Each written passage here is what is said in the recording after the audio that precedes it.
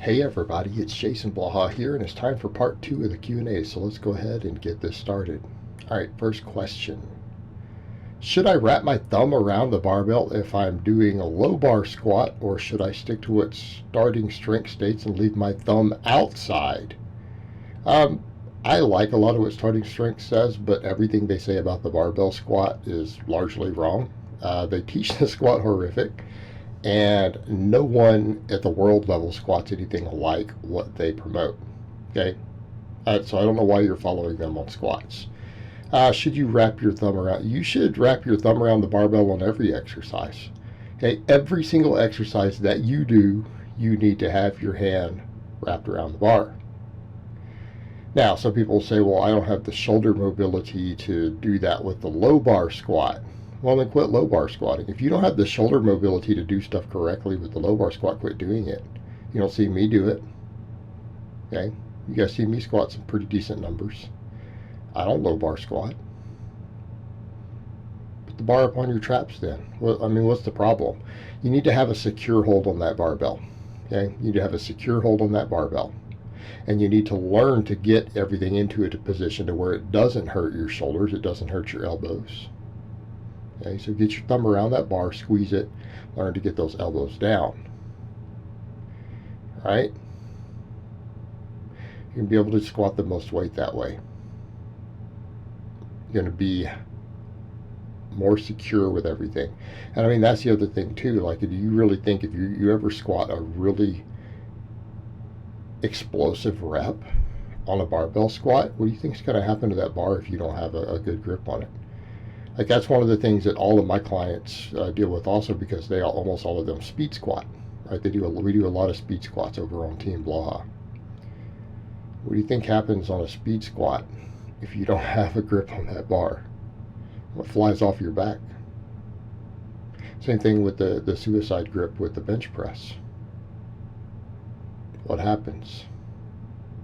The bar flies out of your hand. Okay.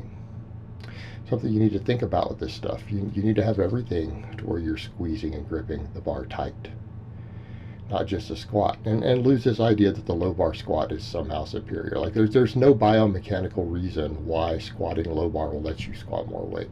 I've never understood that to this day, where people get that idea. I mean, even to the point where people talk about a 10% more. What? How? That doesn't even make sense.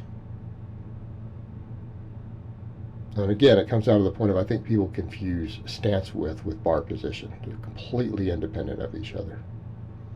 Okay? Get your thumb around the bar. All right, next question. Should you eat a higher surplus when you're doing high volume / lower intensity, or / higher intensity / lower volume? All right. These are not mutually exclusive things. What is intensity? Okay. What's intensity? The percentage of the 1 rep max you have on the bar. So you're telling me that your calorie surplus needs to be different because you're doing 70, 80 versus 90% of your max? No, that doesn't make sense. What's volume? Total number of effective reps you do in a workout. Well,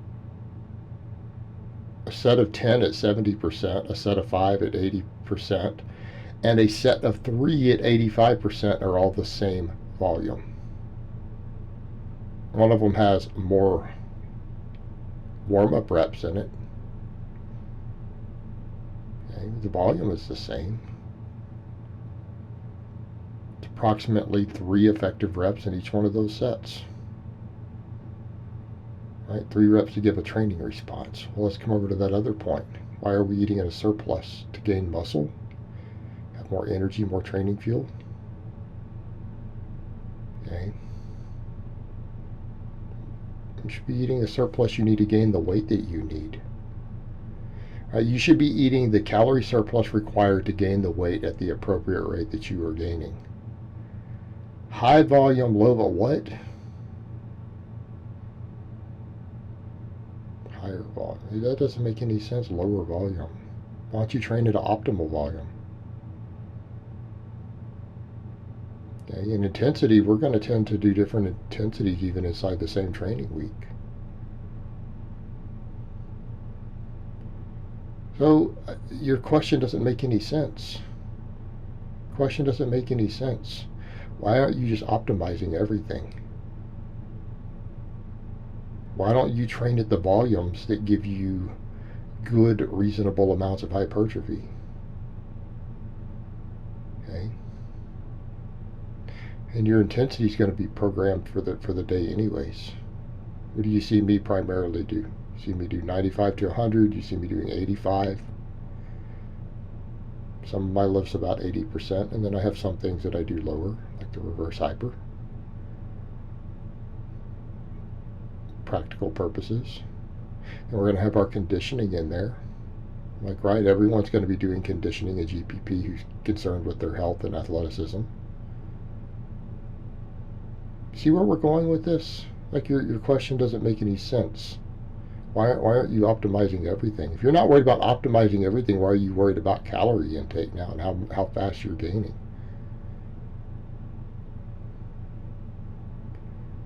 You need to put this in perspective. This sort of question doesn't make sense.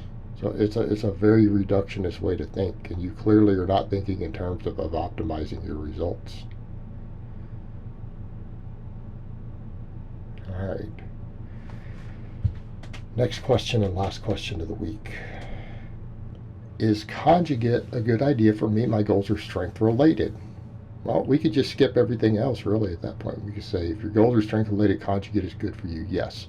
Are your goals performance related in any way? Yes. Are your goals combination of performance and hypertrophy? Yes. Well, the answer is yes. Automatically, we can go straight to that. But we'll finish up the rest of your question. However, in 2019, I had surgery on a complete torn pec major. The tear originally happened attempting a 1 rep max. So I'm a bit nervous about maxing, especially on flat barbell bench press.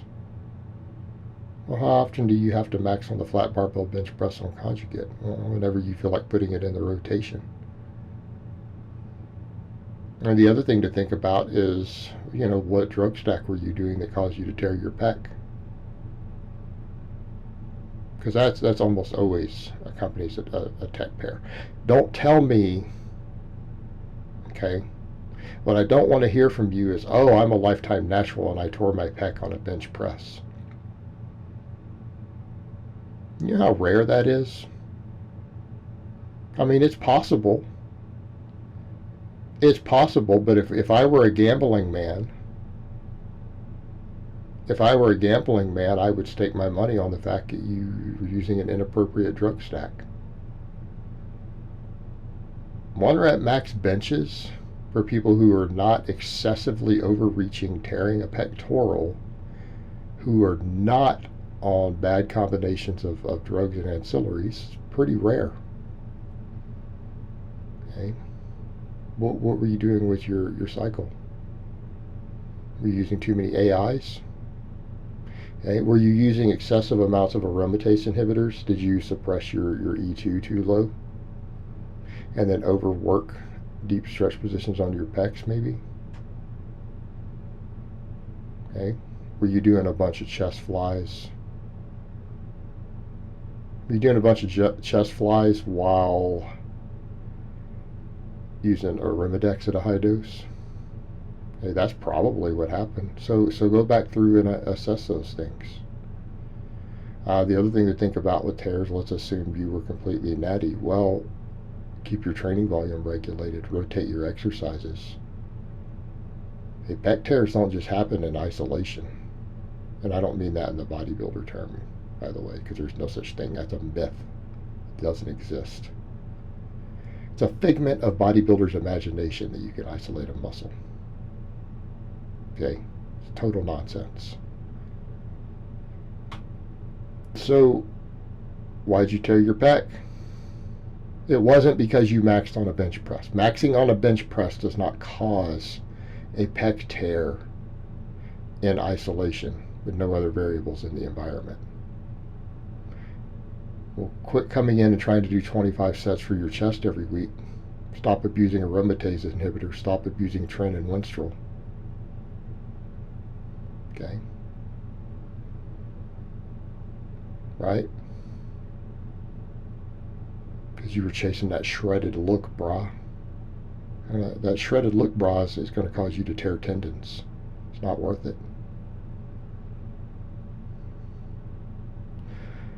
Alright guys, well that's really all I have to say on that today. I hope it's been informative, and I will talk to you guys next time.